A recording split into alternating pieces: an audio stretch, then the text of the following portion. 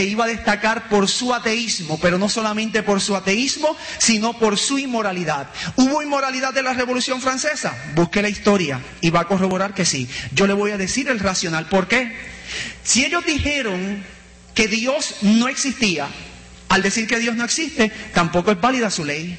Y al describir o creer que no es válida su ley, el pueblo se entregó al desenfreno moral. La historia corrobora que hubo inmoralidad en la Revolución Francesa. Pero no solamente hubo inmoralidad, la Revolución Francesa históricamente es reconocida como un proceso ateo.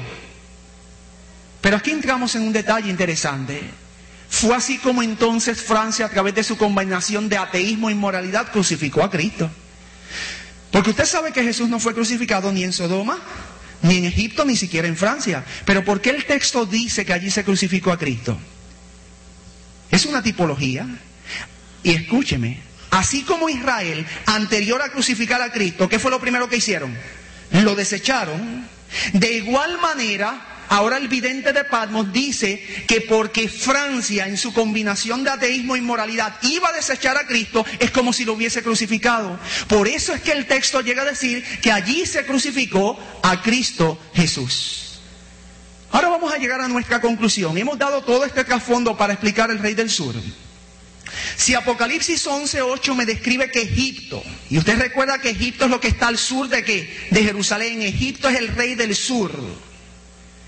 Si Egipto, según la Biblia, representa ateísmo, entonces se nos hace muy fácil concluir que en la profecía de Daniel 11, versículo 40, cuando allí se habla del Rey del Sur, ese Rey del Sur, que es Egipto, tiene que representar ateísmo. Mire, mi hermano, el Dios que yo conozco es un Dios de orden y sistemático. Él da principios que usted lo puede trazar a través de la Escritura. Y si Él dijo esto es esto en tal lugar, créame, va a ser lo mismo a través de las edades.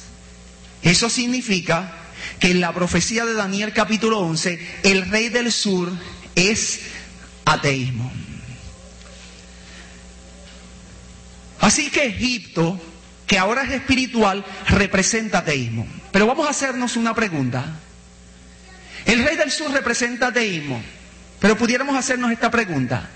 ¿Qué pueblos en la actualidad representan por teoría y práctica el ateísmo? Y ahora escúcheme, estamos entrando en la conclusión. Si nosotros vamos a analizar crítica e históricamente qué pueblos en la actualidad representan el ateísmo, nosotros vamos a concluir que todos los países con bases comunistas son símbolo del ateísmo. ¿Por qué? Porque sus ideologías y sus postulados fundamentales, vigentes aún en la actualidad, han sentado las bases y han propiciado el ateísmo mismo. La pregunta que surge es ¿cómo? Al suprimir la religión y todo lo que tenga que ver con religión en los países donde el comunismo está establecido. Es así, mis amigos y mis hermanos, que el Rey del Sur representa ateísmo en la forma de comunismo en la profecía de Daniel capítulo 11, versículo 40. Ahora vamos a hacernos una segunda pregunta. Ya hemos dilucidado nuestro primer símbolo profético a través de la Biblia y la historia, el Rey del Sur. Pero allí hay otro símbolo profético, y el segundo símbolo profético que nos compete es el del Rey del Norte. Y nos vamos a hacer la pregunta, ¿quién es el Rey del Norte? ¿Saben? La Biblia nos habla claramente de un verdadero Rey del Norte y lo identifica muy bien.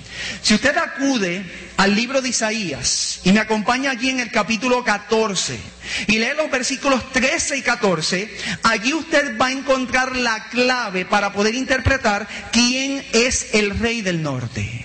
Cuando usted acude a Isaías capítulo 14, versículos 13 y 14, usted va a encontrar la siguiente declaración. Dice la palabra del Señor en esta porción: tú que decías en tu corazón, subiré al cielo, en lo alto, junto a las estrellas de Dios, levantaré mi trono, y en el monte del testimonio me sentaré a los lados ¿de qué? Del norte. Sobre las alturas de las nubes subiré y seré semejante al Altísimo.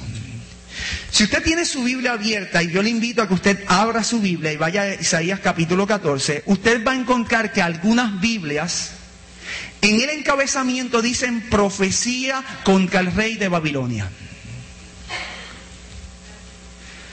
Y si usted busca con detenimiento, cuando usted ya analiza Isaías capítulo 14, usted va a ver que esa es una profecía que se aplica en primera instancia a Babilonia y su rey. Es decir, esa es una profecía que fue dada para el rey de Babilonia. Pero la profecía de Isaías capítulo 14 tiene una peculiaridad. Y la peculiaridad es que esta es una profecía dual, es decir, es una profecía doble.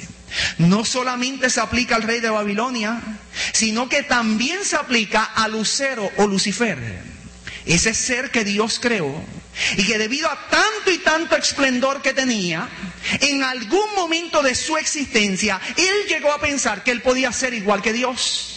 De hecho, ese pensamiento, ese racional, la forma como eso se conjuga en Lucifer, es lo que me describe Isaías capítulo 14, versículos 13 y 14.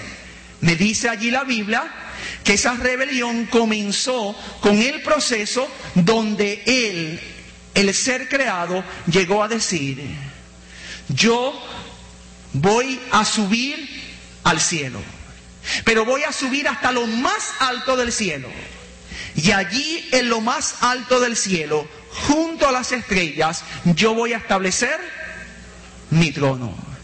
Pero ¿notó usted, mi amigo y mi hermano que me escucha, en qué lugar específico, en qué lugar particular Lucero quería establecer su trono? ¿Qué me dice la Escritura? En los lados del norte, me dice el libro de Isaías. ¿No se ha preguntado usted nunca por qué Lucero quería establecer su trono en los lados del norte? ¿Por qué en ese punto cardinal específico? ¿Por qué no en el sur? ¿Por qué no en el este? ¿Por qué no en el oeste? ¿Por qué él estaba empeñado en establecer su trono en ese punto cardinal específico? ¿Saben, mis amigos y mis hermanos? El libro de Isaías no me dice la razón. Pero las Sagradas Escrituras son una unidad en sí misma. Y lo que una porción de la Biblia no me lo dice, otra me lo dice y me lo complementa. Y considerando las Sagradas Escrituras como una unidad en sí misma, yo encuentro la clave para establecer por qué Lucero quería establecer su trono a los lados del norte. Cuando yo acudo a un libro de literatura homóloga, al libro de Daniel, al libro de Apocalipsis, y voy allí a Apocalipsis 12 del 7 al 9, allí yo encuentro la clave para saber por qué Lucero quería establecer su trono a los lados del norte. Pues en esa posición encontramos, en esta porción bíblica encontramos que la lucha que tuvo Lucero en el cielo, me dice Apocalipsis 12 del 7 al 9, no fue directamente hablando contra el Espíritu Santo. Apocalipsis 12 del 7 al 9 me dice que la lucha que tuvo Lucero en el cielo no fue directamente hablando contra el Padre. Cuando usted va a Apocalipsis 12 del 7 al 9, allí dice que luchaba Miguel y sus ángeles contra el dragón y sus ángeles. Y Miguel en la Escritura es una referencia ¿a quién? A Cristo Jesús. Cuando yo entonces comprendo que Apocalipsis 12 del 7 al 9 me dice que Lucero estaba luchando contra Cristo, yo entonces comienzo a comprender por qué es que Lucero quería establecer su trono en los lados del norte. Es que en el norte es donde se encuentra el trono del verdadero rey del norte, que es Cristo Jesús.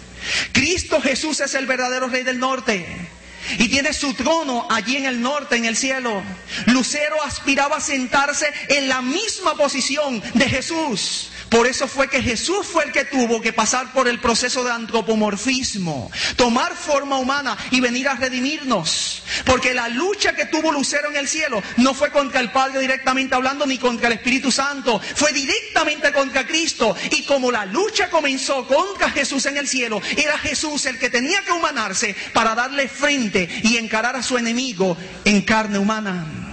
Cuando yo comienzo entonces a comprender este aspecto, comprendo que el verdadero rey del norte del cual me habla las Sagradas Escrituras no es otro que Cristo Jesús. Pero quizás más de uno en esta hora pudiera preguntar: pero Pastor Cortés, la conclusión de usted me parece lógica y ceñida a la Escritura. Pero usted pudiera dar una segunda evidencia que me pudiera probar que Jesús es el verdadero rey del norte. Bueno, yo creo que esa segunda evidencia existe. Cuando Jesús estuvo sobre la faz de la tierra, es interesante notar